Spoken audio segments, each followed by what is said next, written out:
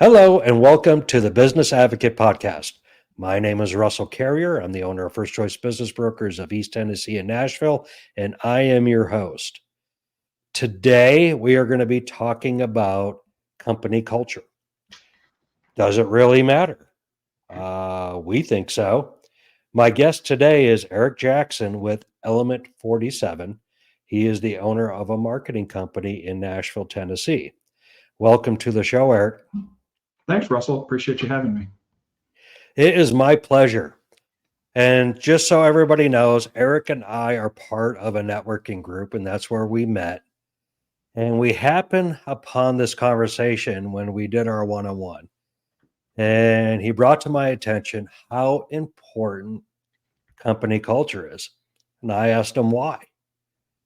So, Eric, why is company culture so important?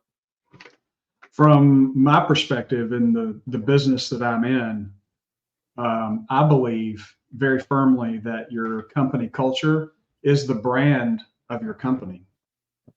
How you treat everything inside of your business, from the way you treat your people, the way your people treat each other, the way they treat the work that they do, their self-development, the communication styles, all of that is going to be displayed both internally and externally.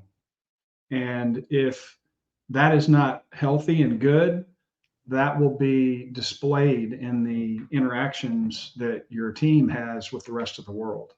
So if you've got dysfunction internally, nobody trusts each other, there's no clear communication, you don't have standards, that stuff's not going to change the moment you touch reality and start talking to clients. It's going to come through, and the client is going to understand that. So if you can fix those things and have a clear, consistent culture, you hire well, you demand that, hey, you're either going to play by these rules and act and work the way that we have defined, or you're not part of the team. That's the way I do it.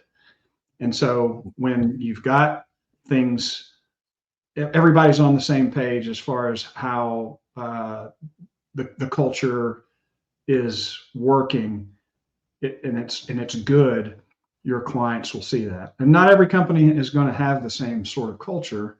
The culture in every company is different, even in the same industry. But it needs to be clear.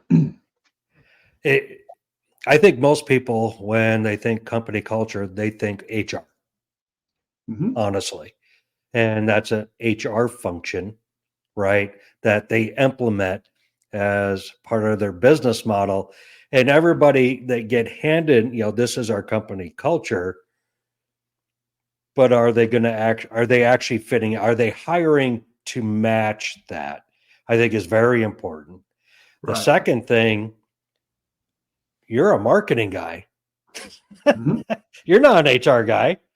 So, I mean, there's two different sides to it, really, but not. I think it plays into both sides.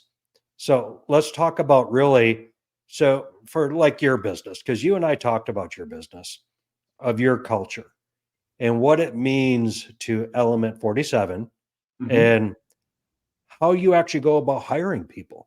I think because we can talk about branding, right? The marketing side. But let's talk about the business side. You're a business owner. I'm a business owner. Hopefully, people that are listening to this are business owners. So let's talk about that.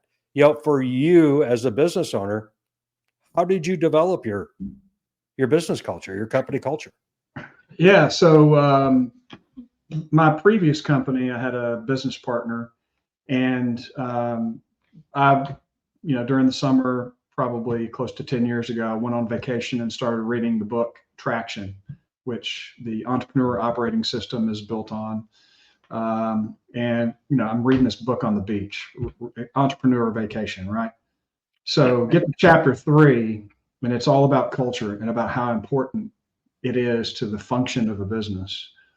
And I realized, oh my gosh, this is the problem that my partner and I have. So as we're implementing EOS, and I came back and said, we've got to do EOS. We've got to get on the same page. We've got to build accountability. And I was just enamored with the whole culture piece because it spoke to me. I could see that our culture was not well defined and that it affected every level of the business. And so when we started to implement EOS, I came up with a way to discover what our core values were. And the core values piece really meant probably the most to me because those are the very definable ways that we judge our actions. So we did that. It was extremely successful. We had a great session. I led that. My business partner, you know, he's the guy that's head down most of the time and doesn't really want to manage the business. And so EOS, Entrepreneur Operating System, was a little difficult for him to swallow because it meant having an hour and a half long meeting every week. It's an operating system for running a small business. And if you know any of you guys that are listening have experienced this, you kind of do things based on the way you've always done them in the culture, the organizational cultures that you've been a part of. This kind of breaks that down into the most important parts. And every business has certain functions that have to be dealt with, HR being one of them, finance, operations, sales. So if you don't have accountability in all of those areas, things are not going to work well. And in order to have accountability, you have to have difficult conversations. So it requires that you have a leadership team meeting once a week. You've got to define who the leaders are, who are your A players who are responsible for those various areas, and make sure that you're addressing the issues that come up. You're going to have things that are not working well. And if you're going to grow and be better, you've got to hit those things head on.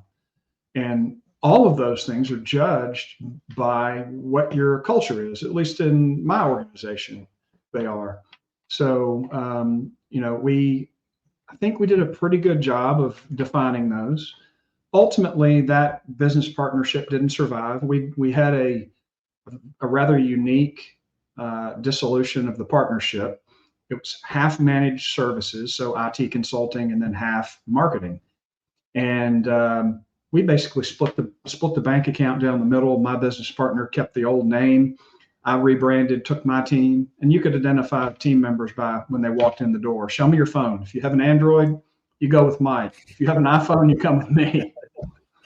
So we kept the same core values, and I'll just kind of walk you through those so you kind of get an understanding of what that looks like. And this is a conversation I have when we're hiring people today.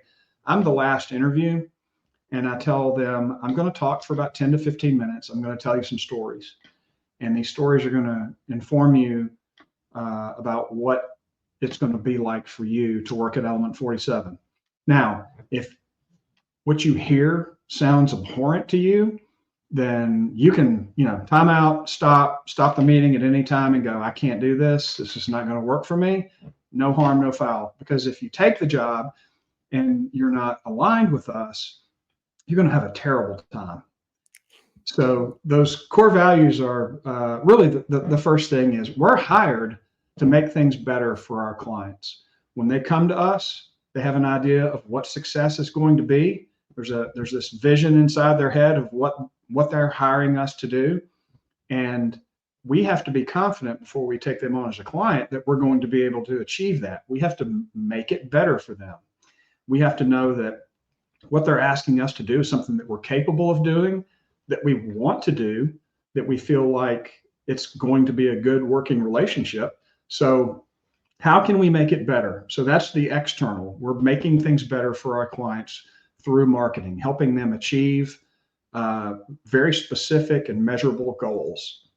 Because if I can't measure it, they're going to get that check on their desk at the end of the month, at the beginning of the month, and they're going to look at that check and go, are they making it better for me? And if the answer is no, I'm going to get a phone call and I'm getting fired.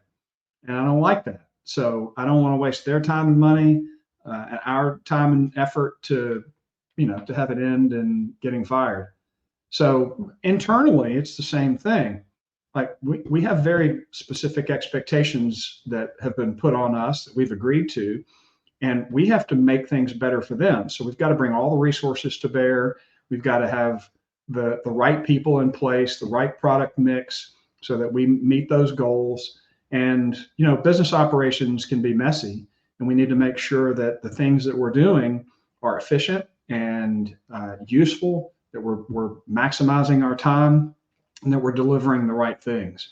So that make it better, you have to want to improve on a regular basis. Our industry changes really, really rapidly, and there's a lot of education that has to happen. Maybe this is a company that really hasn't had a marketing effort before, so we have to educate and guide them and be willing to have difficult conversations. And I tell the client the same thing, and that speaks to our next core value: be bold.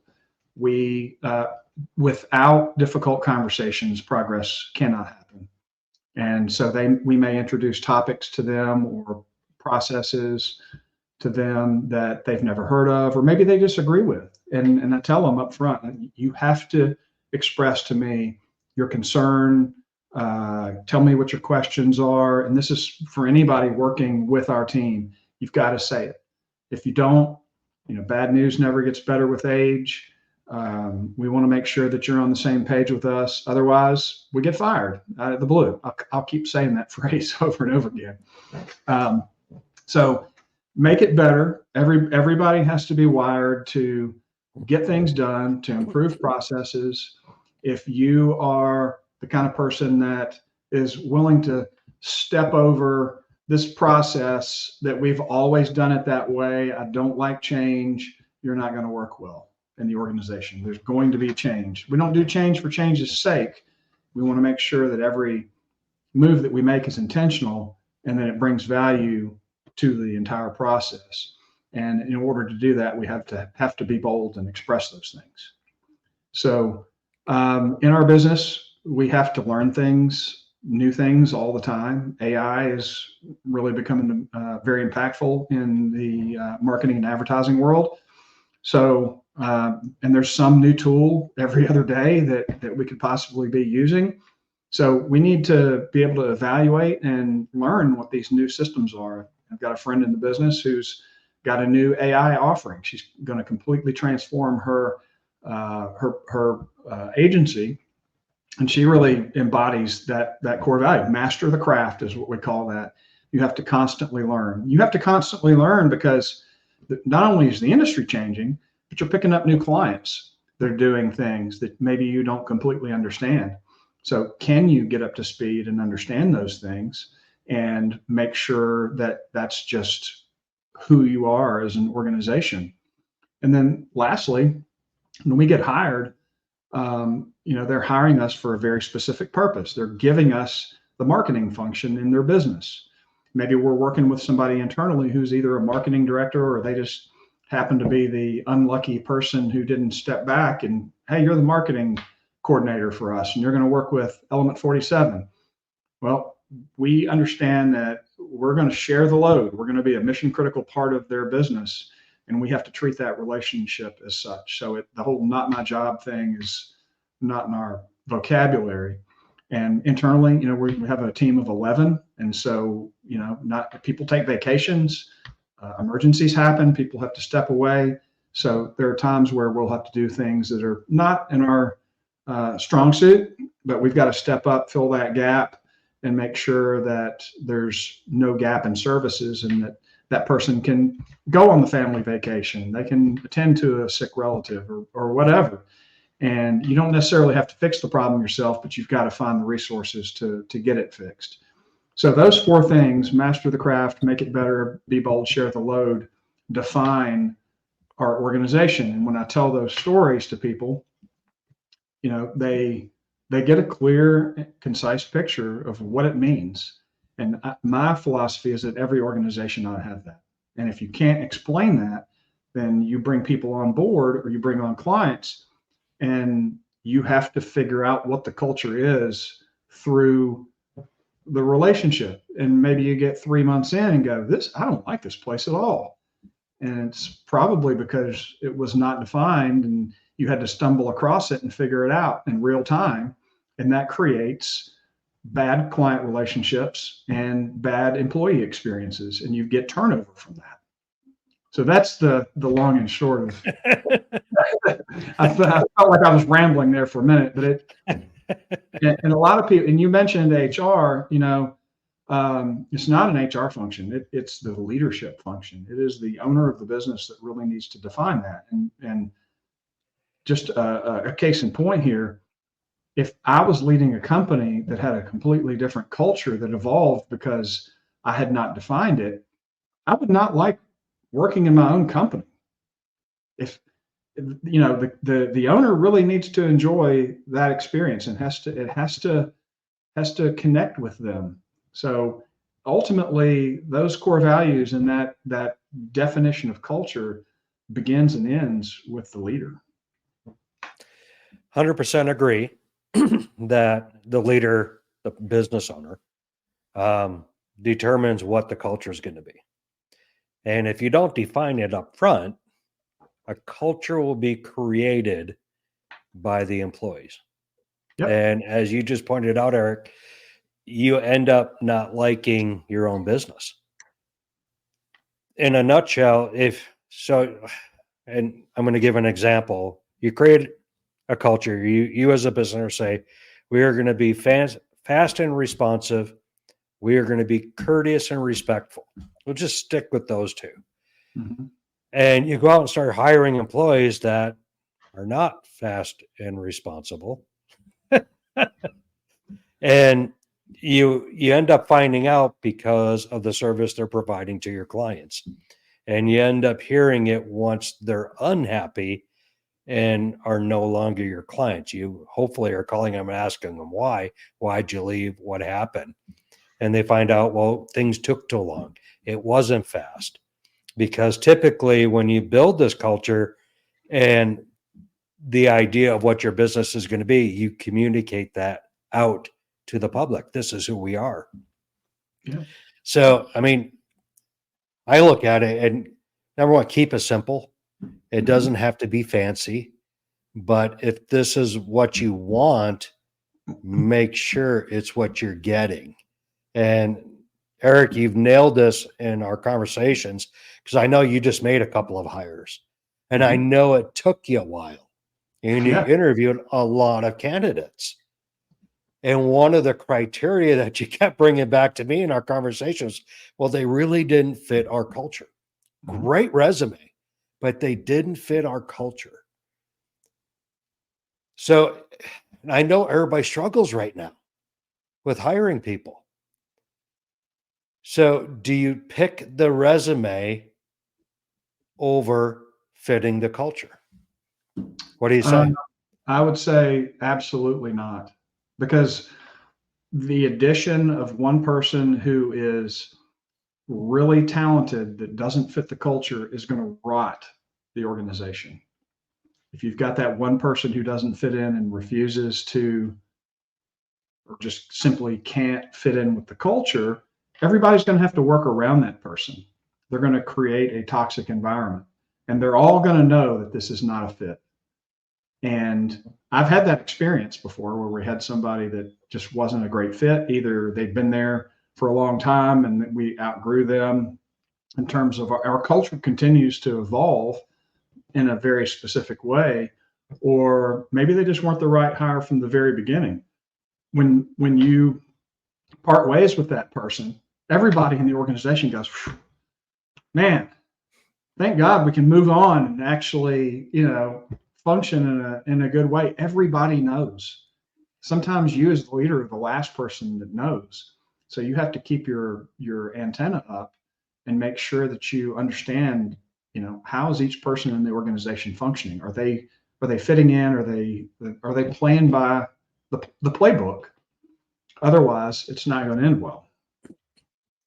So I'll give an example of a scenario in a previous business. I had a service business. We created window screens and door screens and patios. And this was back when I lived in Florida. And I was growing a team of installers. And I brought in a guy that had a really good resume. And we had a conversation. And our whole culture was we are bringing white collar to a blue collar industry.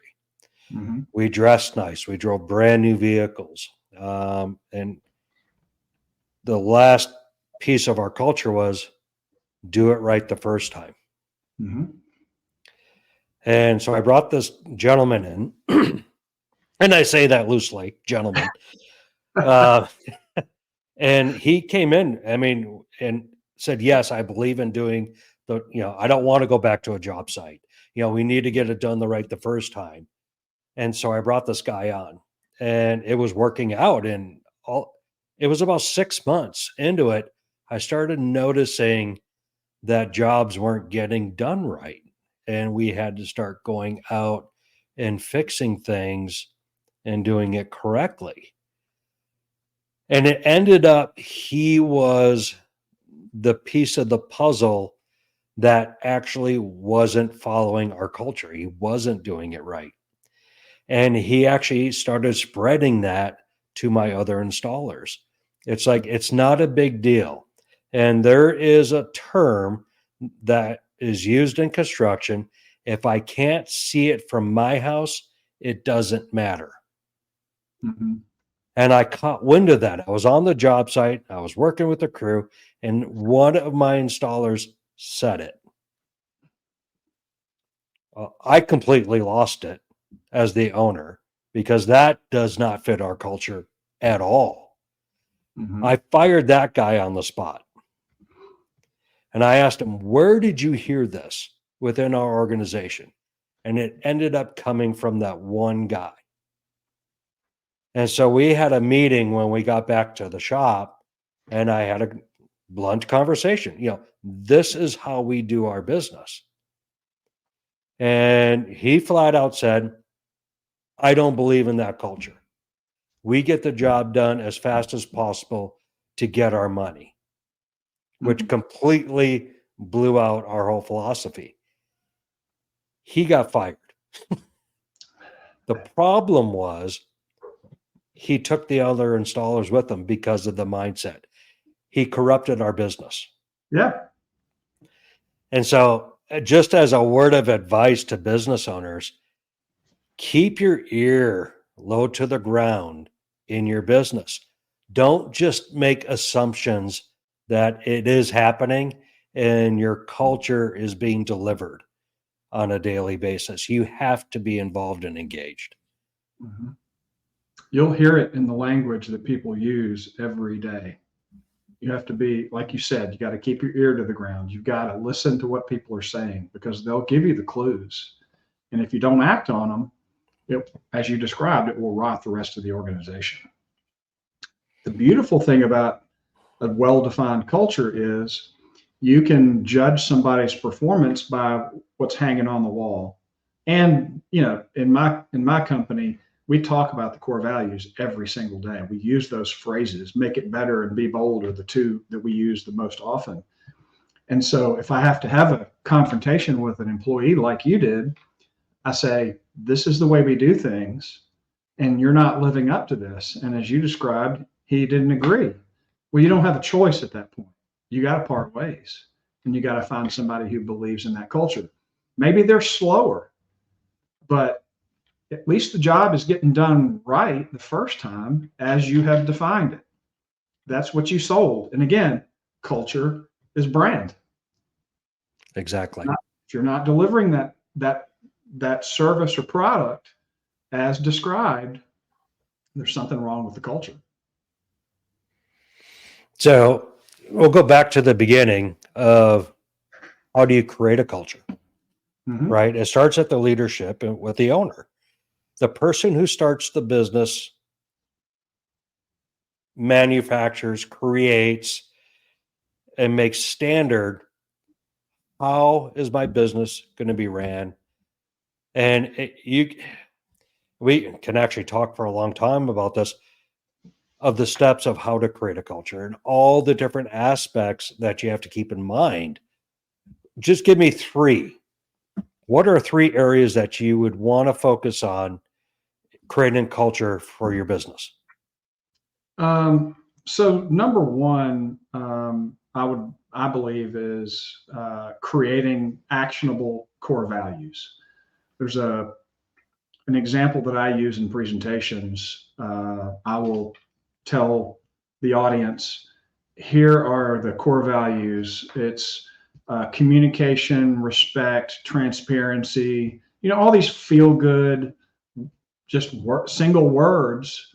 And then I revealed to them, well, these were and one of them was honesty and integrity, and it was Enron. Well, obviously, they were not honest. They were cooking the books and created one of the biggest financial disasters in American history, in the history of the world. Went from a multi-billion-dollar organization to zero, and people went to jail because of this, and it changed the accounting industry because the firm that was doing their books were participating in this. So I think number one, core values that actually have action attached to them that you can tell stories around. You can't really tell a story around honesty. I think that's just like, taking a shower in the morning. That's just the cost of doing business. If you can't do that, if you can't be honest, why would I hire you? So the core values need to go a step deeper. And you'll notice that in our core values, each one is action. Master the craft, be bold, make it better, share the load. There's action there. So if you can create core values that people can understand and know that they're going to have to take action to do those things, it speaks well of them. The second would be, I think you really need to define things that you're simply not going to do as well. You need to make sure that you understand, everybody needs to understand just what's not acceptable in the organization and how to define what that is. So, the whole, it's not my job. You can't, everybody has to be on the same page. Everybody has to buy it. And if they can't do that and deeply understand it, and talk about the core values on a regular basis. Praise people when they do well, call people out privately when they don't. If you're not willing to have these difficult conversations and say, hey, this is what we all agreed to, you haven't performed well here. If they acknowledge it, fix it and move on. And we judge everybody once a quarter. How are you performing to these core values? Are you a plus, a minus, or kind of on the fence? And bring it to their attention, then you're not gonna do well. And then when you create those core values, it really needs to be with your A players. Don't hand it off to HR. Don't do it in a 30-minute meeting. You need to have a well-defined process. And there are several Harvard Business Review articles that point to all of these things that are do's and don'ts. I actually keep them right here on my desk. There's Make Your Values Mean Something by Patrick Lencioni, who's a huge culture guru. Building Your Company's Vision by Jim Collins. We've all heard that name before. Good to Great guy. And there was one that was written recently, How to Tell If Your Perspective. No, excuse me, that's not the right one. Yes, Build a Corporate Culture That Works. And Aaron Meyer wrote this, and it walks you through, here are challenges that you need to discuss and see if your core values actually hold up to those challenges. So if you say, hey, we're all about business transparency, well, what if there's some big thing that we have to deal with? Are we going to hide that from the team, or are we going to just tell them about it? And it sounds like it's pretty easy. Well, we're transparent. Well, what if it's going to chase people away and you're going to lose employees? How do you bridge that gap? I mean, you've got to, and then in this article it says, don't be a purist. There are times where you're going to have to make hard decisions, and they may not necessarily, you may have to have one-offs where, hey, we're going to not be completely transparent with this because it could be completely destructive, and it may not even come to fruition. It may not be necessary to go through with something that will completely change the business and chase people away. So it's yeah, I probably didn't enumerate 1, 2, and 3 very well. I mean, as a leader, I think the most important thing is you need to educate yourself about what corporate culture really means. And those articles in chapter 3 of the book Traction by Gino Wickman, you can find it anywhere. That is a really great synopsis of how to do it and why it's important. Okay, so what we'll do is, so everybody that's listening, if you are listening and not watching, we will have this broadcast on YouTube. We'll have links and we'll list out the books that Eric just mentioned. So if you want to reference those and do a little bit of research on building your business culture, those will be there for you. And no, it's not going to be links that we get paid on. Just go look it up yourself. We don't do that here. We are not about self-promotion. This is not about for us to make money. This is all about trying to help business owners. So just FYI. Yeah. So we're at the 31-minute mark, and we try to keep these right around 30 minutes for you guys that are listening, because we don't want to ramble on too long, and we know your time is valuable. There's a lot that we can actually discuss about this. We could go on and on about company culture. It's extremely important. If we haven't conveyed that, we may have to do this again and dig in a little bit deeper. So, Eric, last words, last thoughts.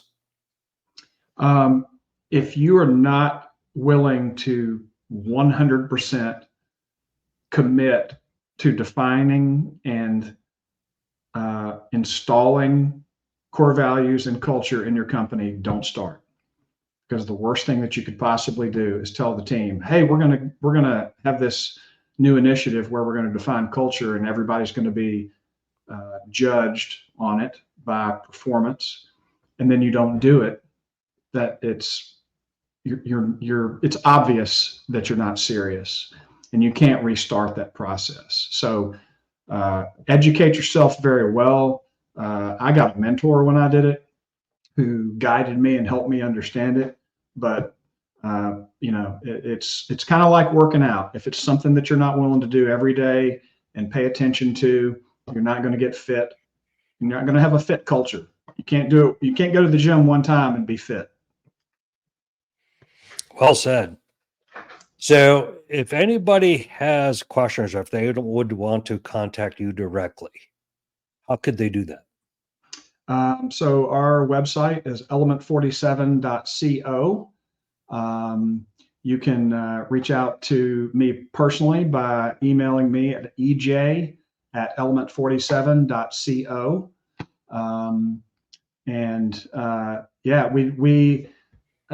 I said at the beginning, culture is brand. And so we end up working with a lot of our clients on culture. We just picked up a new client that they were so impressed with Brooke, who you've had a conversation with, that we want to talk more about this culture thing. So we're doing some projects for them, but they also want us to come in and have a conversation with them about how we can help them define their culture. And I'd be happy to talk. When we were talking about it that day, we had our one-on-one.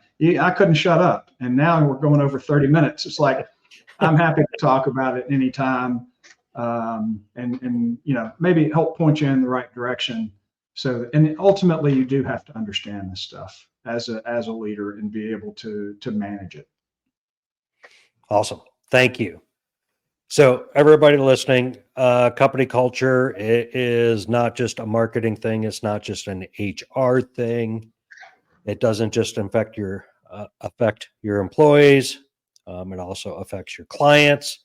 This is something that the business owner needs to implement in the beginning. If you're thinking about starting a business, put this at the top of the list so you know what kind of business you're going to be building and how you want to be perceived in the market. My name is Russ Carrier. I am the owner of First Choice Business Brokers of East Tennessee and Nashville. You've been listening to the Business Advocate Podcast. You can listen to us on pretty much everywhere. You can also see our mugs on YouTube. Look us up at the Business Advocate Podcast. You have to add podcast when you search for us. Please hit the like button if you liked it. If you want to automatically be notified when we come out with a new episode, hit subscribe and you will get that notification. We greatly appreciate it. As normal, any comments, suggestions, or things that you would like to learn about, please let me know. This channel is for you and only you. So thank you very much. Have a great day, and we'll see you soon.